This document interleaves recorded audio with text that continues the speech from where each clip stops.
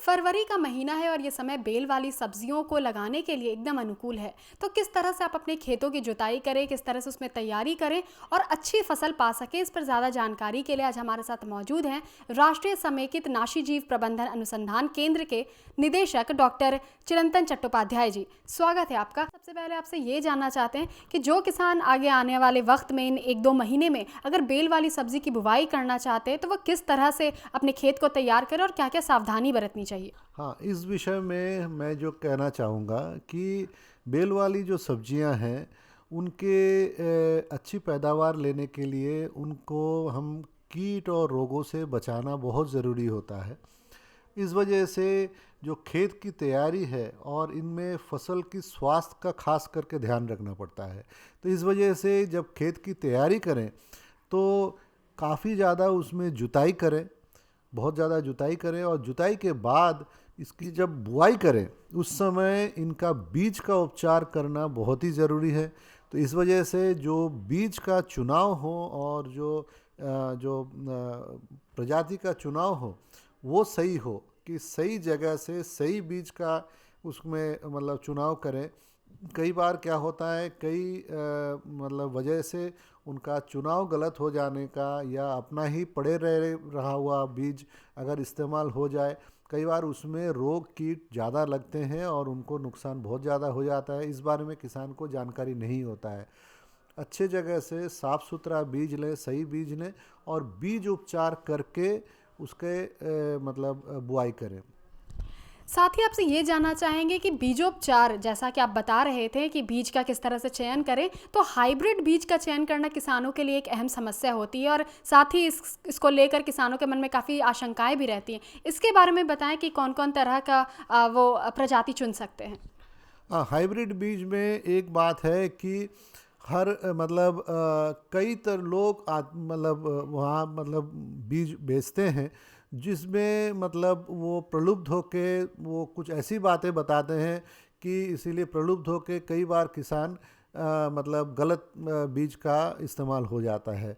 इसमें मैं कहूँगा कि कुछ भारत सरकार और भारतीय कृषि अनुसंधान परिषद ने खास करके कुछ किस्मों का, कुछ प्रजातियों को मतलब नोटिफाई कर रखे हैं।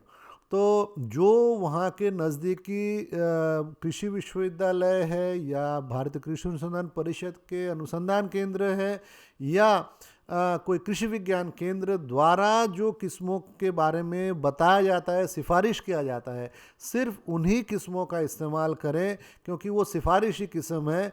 उसके अलावा चमकदार पैकेट में जो अच्छे बीज नाम में बहुत गलत चीज़ों को भी बीज के रूप में बेचा जाता है, ऐसे गलत रास्ते में किसान भाई ना चले, ये मेरा विनम्र निवेदन है। साथ में और एक बात है, ये कई बार लालच में आके किसान भाई बहुत ज़्यादा खाद का इस्तेमाल कर लेते हैं।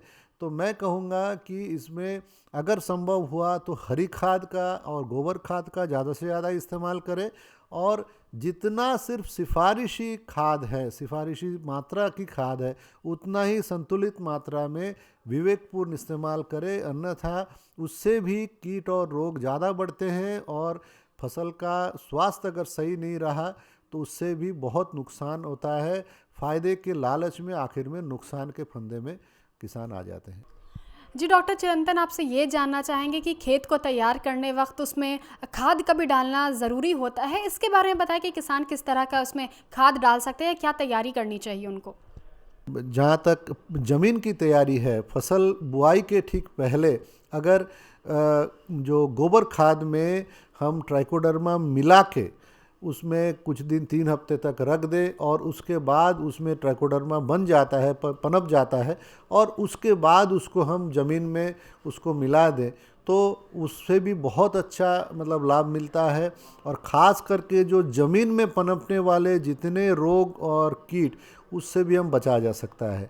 उसी तरह उसी गोबर खाद में कुछ कीट भी जो ज़मीन में पनपने वाले कीट हैं, उससे अगर बचाना है फसल को तो गोबर खाद में हम मेटाराइजियम या बोवेरिया, ये कोई भी मतलब कीटनाशी जो फफूंद है, ये भी बाज़ार में उपलब्ध है। इसको ले आके वो गोबर खाद में मिला के भी ज़मीन में उसको इस्तेमाल कर सकते हैं और इससे भी हम सब्जी के फसल को मतलब बचा भी सकते हैं और उसमें भरपूर लाभ मिलता है, उसमें उपज वगैरह भी बहुत अच्छा होता है।